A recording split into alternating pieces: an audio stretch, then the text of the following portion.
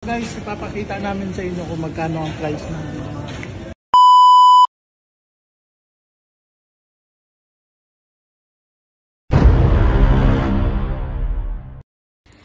So what's up guys, for today's video, so magbebenta kami ng anong bibenta natin pre?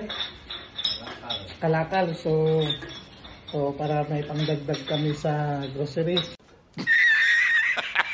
So mag-arrange muna kami.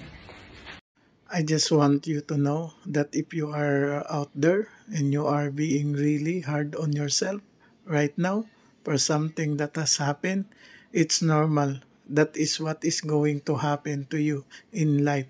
No one gets through unscathed. We are all going to have a few scratches on us. Please be kind to yourself and stand up for yourself. When you use your ability to help others, God is glorified. So I just want to thank God for bringing me here, for the opportunity. Thank you. Malas pa dahil sarado yung pagbibintahan namin.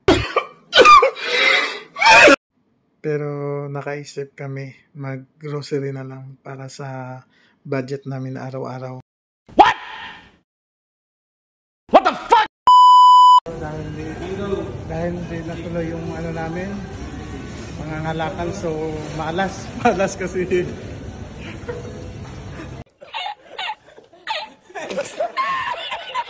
So guys, ipapakita namin sa inyo kung magkano ang price ng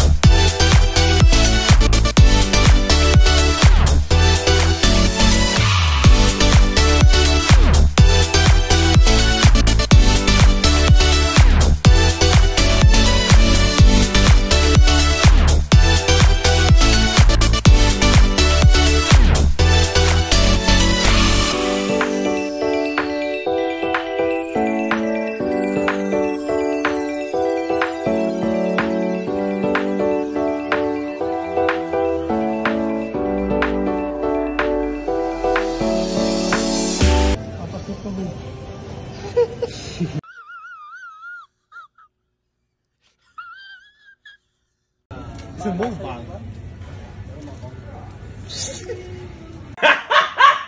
Oh!